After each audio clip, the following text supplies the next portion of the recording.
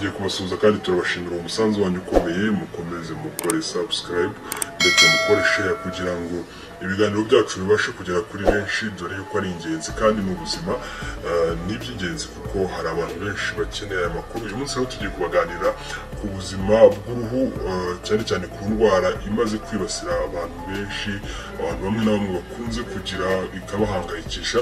Nuko inshuti zacu aho muherereye henshi mwagiye mudusaba kubakoreraho inkuru ku nkuru y'uburwayi bw'uruhu, uruhu rugira amabara atandukanye bikizana indwara bita vitiligo.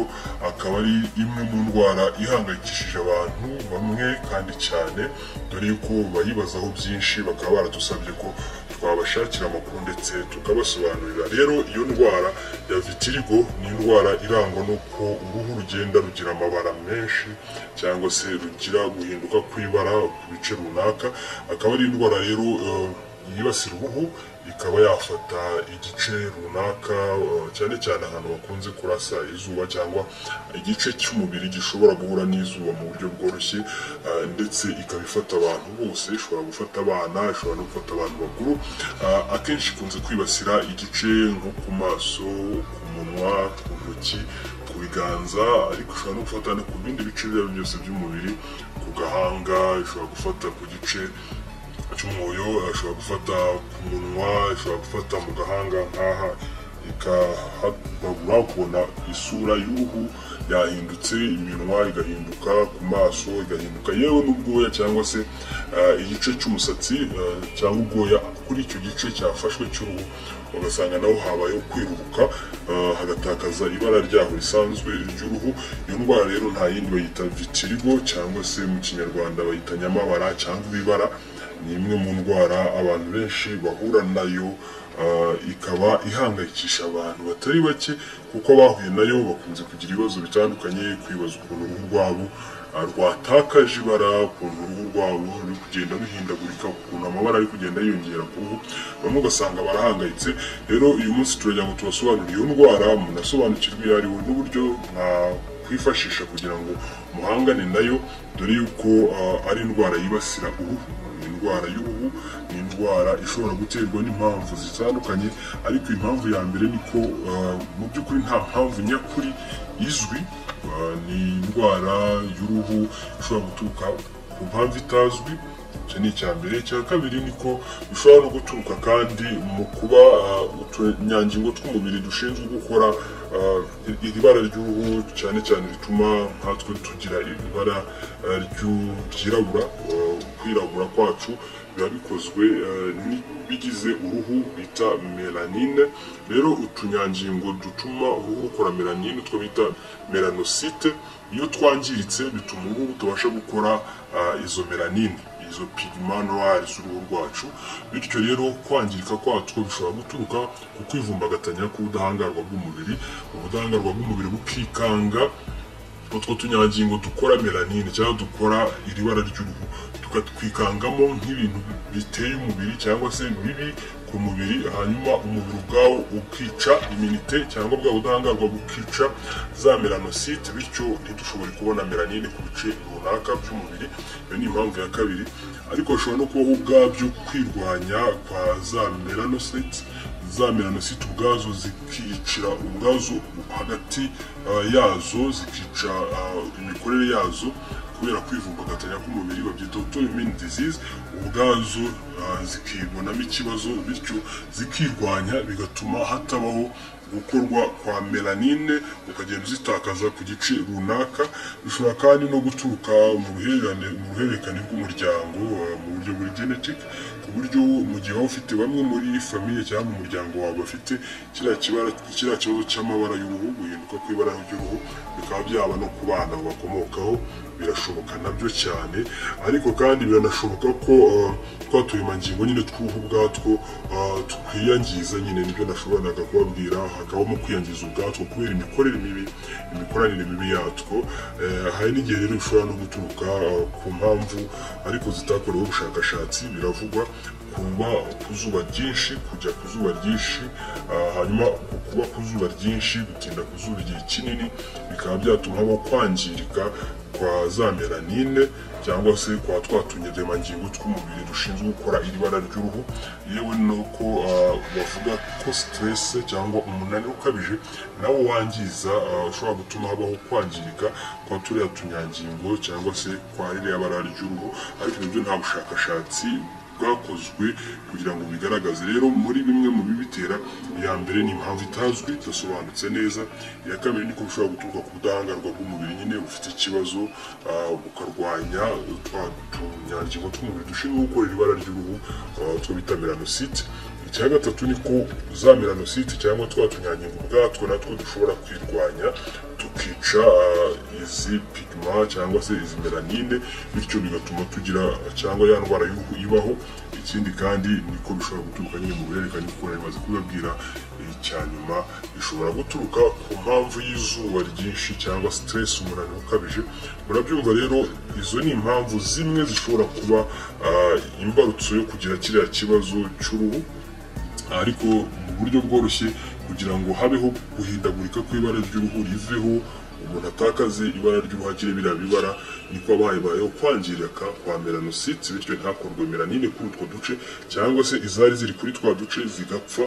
Gupfa kwaho rero hagatangira kuza bya bibara, nuko uruhu ruba rutakaje iyo pigment, ruba rutakaje utwo tunyangingo, ruba rutakaje iryo bara rigize uruhu. Kandi ririya bara ry'uruhu, ibara ry'uruhu rwacu, uruhu rufite akamaro gakomeye cyane cyane mu kuturinda imirasire y'izuba mibi n'izo bita ultraviolet cyangwa les ultraviolets. Ikindi cya kabiri ni ko uruhu rufite akazi gakomeye mu kuringaniza no mu kubika kuringaniza ubushyuhe n'ubukonje, bigatuma umubiri wacu udakonja cyane cyangwa ubushyuhe cyane. Ikindi kandi uruhu burya ruturinda mikrobe, ruturinda ama infection, ruturinda ko inyama zo mu mubiri indani zinjirirwa cyangwa se amamikrobe yakwinjira akajya mu mubiri. Rero uruhu rufite akazi gakomeye karenze n'ibyo, kuko ni akamaro kenshi. Rero mu gihe hatangiye kubaho kwangirika kwa bimwe mu bigize uruhu, birumvikana n'indwara. Ni indwara ihangayikishije, nubwo akenshi ntacyo yahita yicaho umuntu, ariko ubwabyo kubona uruhu rwahindutse, kubona uruhu rwatakaje ibara ryarwo bwite birahangayikisha. kandi ni indwara nyine ikura, ishobora gukura. Abenshi bitangira bavuga ko kaje ari akantu gato, akabona hahindutse ibara nko ku munwa, hahindutse ibara ku maso se, mu kirenge se, noneho bikaba byagenda bikura bikwirakwira mu bindi bice by'umubiri, ku bindi bice by'umubiri bitandukanye. Niba bitangiriye naho ku rutoki, akabona ari akabara gatoya ariko kagakura, ugasanga byahindutse intoki zose, ikiganza cyose cyahinduye ibara, cyangwa ku munwa bikatangira ari gatoya bikarangira umunwa wose wahindutse, yewe n'agahanga n'isura, ku buryo ubona bituma umuntu asa nabi, bikamubangamira ndetse bikaba byamutera ipfunwe no kumva atamerewe neza. Rero wakwibaza ngo ni bande bakunze kwibasirwa n'ubu burwayi bwa vitiligo? Vitiligo ni uburwayi bushobora kwibasira abantu bose, abana n'abakuru, ariko cyane cyane bukunze kwibasira abantu bakuze barengeje imyaka 40, kubera ko kuri iriya myaka yo gukora habaho guhindagurika k'umubiri, habaho kuba umubiri watakaza ubudahangarwa, habamo gusaza k'uruhu. Bityo rero abantu barengeje imyaka 40 bakaba bafite ibyago byinshi byo kuba bagira iriya ndwara. Kandi nanone ikunze kwibasira abantu bafite ikibazo cya thyroïde, grande thyroïde, grande cyangwa se ni urugingo ruba mu mihogo. Iyo rero hariho ikibazo cyo gukora cyane kuri grande thyroïde cyangwa se kuri grande bana mu muhogo, kwa bundi habaho umwingo ikora cyane, ibyo bita hyperthyroidism, bitera kuba wagira abantu bafite icyo kibazo bagira ibyago byinshi byo kuba barwara iyi ndwara ya vitiligo, ndetse inashobora kuba nyine uruhererekane mu muryango ku bantu bayifite mu muryango, ku buryo n'abana babo cyangwa se bamwe mu bakomoka bashobora guhura n'iki kibazo. Rero iyi ndwara wakwibaza ngo irangwa n'iki? Nyine ikintu cya mbere kiranga ni ko habaho guhindagurika no gutakaza ibara ry'uruhu, cyane cyane mu bice bitandukanye hakabaho guhinduka kw'ibara ry'uruhu. Nk'uko twagiye tubivuga haruguru, umuntu agira amabara, akaba yagira, bamwe babyita nyamabara, abandi bakabyita ikibara. Icyo kibara rero kiza kigasa nk'ikigenda cyototera ibindi bice byiyongera. Ni kimwe mu bimenyetso biranga iyi ndwara y'uruhu ya vitiligo. Ishobora kugaragara cyane cyane mu maso, ku maboko, ku ntoki, ku munwa, ku gahanga, yewe n'ubwoya nyine buri aho ngaho. Tuvuge niba ari ingoyi, niba se ari ku musatsi, n'ubwoya nabwo bureruka, ukabona umuntu nyine isura irahinduka, ibara ry'uruhu rigenda rihinduka ritakara ku buryo uruhu rweruka, cyangwa se ukabona ntabwo hasa n'ahandi. Ayo mabara rero agenda yiyongera, ni kimwe mu bibiranga. Ikindi niko akenshi nko ku munwa, ku ntoki bikunze kugaragara hazengurutse umunwa, uzengurutse ku maso, hanyuma imyenge y'izuru, ku zuru ukabibona hameze nk'abyetutse, ukabona habaye umweru. Ku myanya ndangagitsina nabwo bishobora kuhafata ku buryo igitsina cyeruka ku bice runaka, ukajya ubona ibara ryarahindutse. Yewe n'ahazengurutse umwoyo, igice cyo ku kibuno hariya ku mpera y'ikibuno, ndetse uzasanga abafite iyi ndwara n'ubwoya nyine nk'uko nabasobanuriye guhindura ibara, ukabona bwakweruka nk'uko twagiye tubivuga hejuru. Rero iyi ndwara ni indwara mu by'ukuri irangwa nyine no kukweruka kw'ibice byafashwe, cyangwa se ugenda inakwirakwira. Hari igihe bamwe ikura abandi bikaguma hamwe, hanyuma ubwinshi bw'amabara rero bushobora kwiyongera, cyangwa se bigasa nk'ibidakuze, bigasa nk'ibigumye hamwe, ariko kenshi biriyongera ku buryo ushobora gusanga isura y'umuntu yarabaye amabara menshi, intoki ziriho amabara menshi, umunwa se, agahanga, ku maso. Ibyo rero bitera ibibazo bitandukanye. Hanyuma ubwinshi bw'ayo mabara rero iyo ushaka kumenya ngo ifite ingaruka zingana iki, bibabaje bingana iki, nyine babirebera ku bwinshi bw'amabara, ingano y'aho ibara riri, niba ari rinini cyangwa ari gatoya, umwanya cyangwa igice cy'umubiri biherereyemo. Ibyo byose bijyana n'ubukomere cyangwa se n'uko iyi ndwara yibasiye umubiri. Ni ukuvuga ngo iyo ifashe hanini cyangwa iyo igenda ikura biva ku gice kimwe bijya ku kindi, bigaragaza uburemere bwayo, cyangwa se uko ugenda uhura n'ikibazo cy'iyi ndwara ya vitiligo, iyi ndwara yibasira uruhu. Hanyuma rero mwakwibaza ngo se ubundi biravurwa cyangwa ntibivurwa? Uburwayi bwa vitiligo ni uburwayi buvurwa. Ni byiza kugana abaganga bashinzwe kuvura indwara z'uruhu, abadermatologue, ariko bakora ibitandukanye, barasuzuma bakareba, bagashaka impamvu yaba ibitera. Kuko twababwiye ko ishobora kwibasira cyane abantu bakuze, cyangwa se ishobora guturuka ku budahangarwa bw'umubiri bufite ikibazo.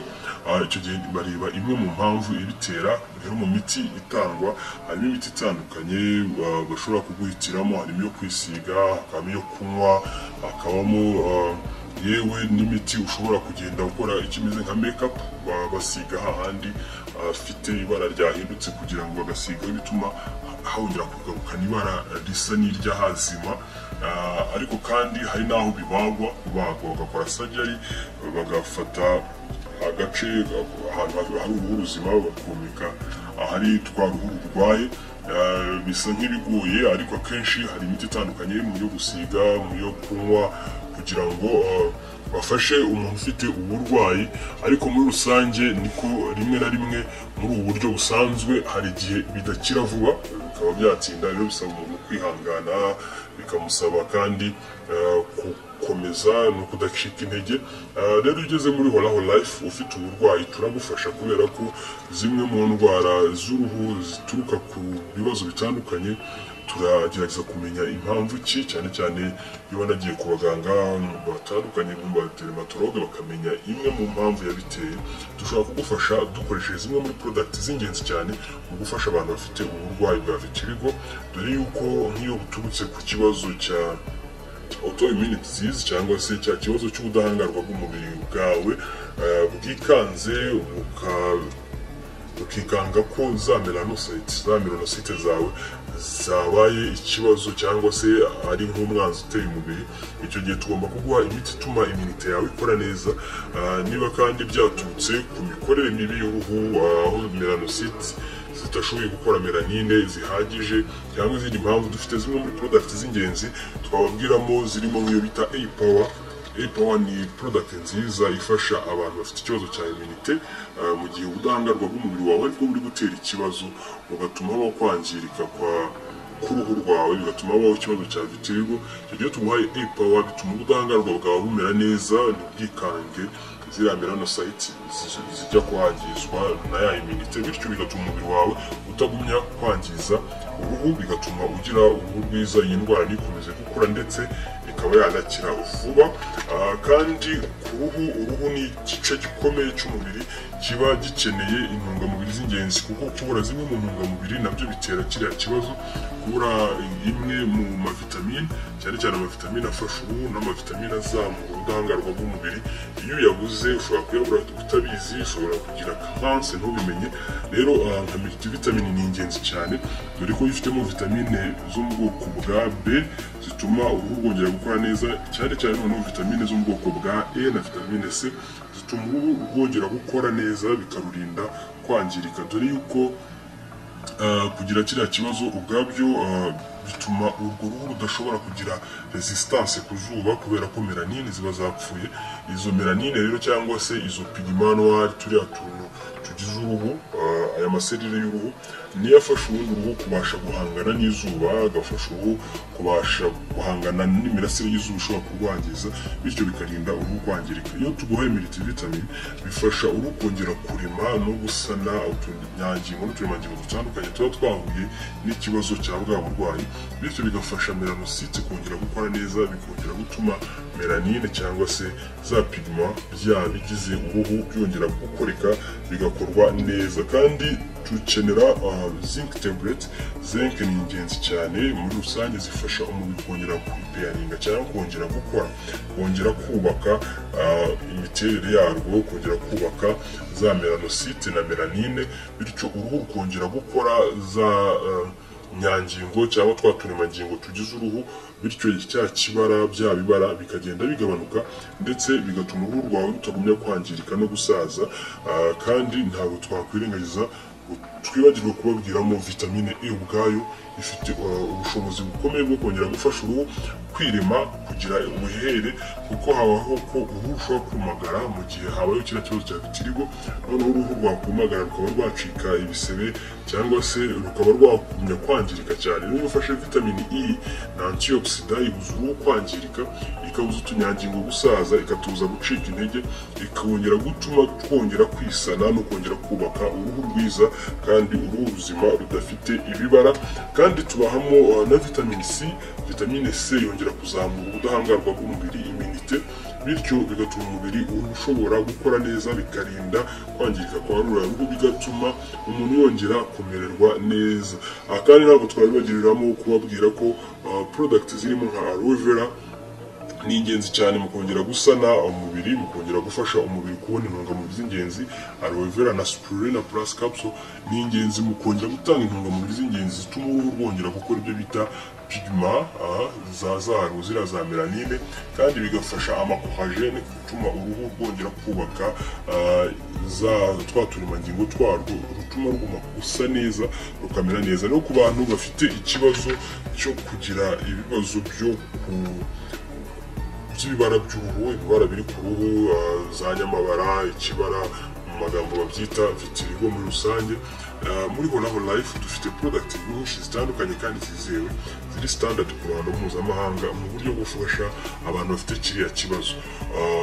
Iyo uzikoresheje neza mu gihe gikwiye, bituma iki kibazo cya vitiligo kidakomeza kubangamira, kidakomeza gukura, bidakomeza kwangiza ngo bigende byangiza uruhu rwawe. Ikindi mu nama twabagira, ni byiza kwisuzumisha koko, ni ngombwa kugera ku bahanga mu by'indwara z'uruhu kugira ngo barebe ese nta yindi mpamvu yabitera, dore yuko kugira zimwe mu ndwara ziri chronique nabyo bishobora gutuma umuntu agira ikibazo cya kimwe muri bene izi ndwara. Tuvuge nko mu gihe hari ubwandu bwa sida, HIV/AIDS, bishobora gutuma uruhu rwawe rugira ibyago byo kuba rwagira vitiligo. Yewe se indwara z'umwijima zishobora nazo gutuma ugira ibibazo by'uruhu. Akenshi indwara nyinshi tubona ku ruhu zishobora guturuka mu bindi bibazo biri mu mubiri, bityo bigatuma ku ruhu rwawe haza kugaragara bimwe mu bimenyetso. Ni byiza rero kwisuzumisha, ni byiza kubanza kugana abaganga kugira ngo usobanukirwe neza n'impamvu yaba yaguteye zimwe cyangwa iki kibazo cy'ibibara byo ku ruhu. Subscribe kandi ukore share, dore yuko uruhu rwiza kugaragara neza ni kimwe mu bigaragaza yuko ufite ubuzima bwiza. Mu gihe ubona utubara ku ruhu, yaba ari akabara gakura, ugomba kwihutira kugera kwa muganga kugira ngo utwo tubara barebe impamvu yatwo. Rero bimwe mu bimenyetso tubona ku ruhu rwacu, nubona ibimenyetso bidasanzwe, jya wihutira kwisuzumisha, dore yuko burya uruhu ni nk'indorerwamo tureberamo imiterere n'ibiri kubera mu mubiri wacu. Iyo mu mubiri wacu harimo ibibazo, nabyo bibonera ku ruhu, kandi iyo nta bibazo bihari n'uruhu ruba rugaragara neza. Rero mwite ku ruhu rwanyu, mwite ku isura yanyu, mwite kuri buri gice cy'umubiri wanyu, dore ko burya ubuzima bwiza nicyo gishoro, kandi tubifuriza amagara mazima, tubifuriza kubaho mu karamba. Murakoze cyane.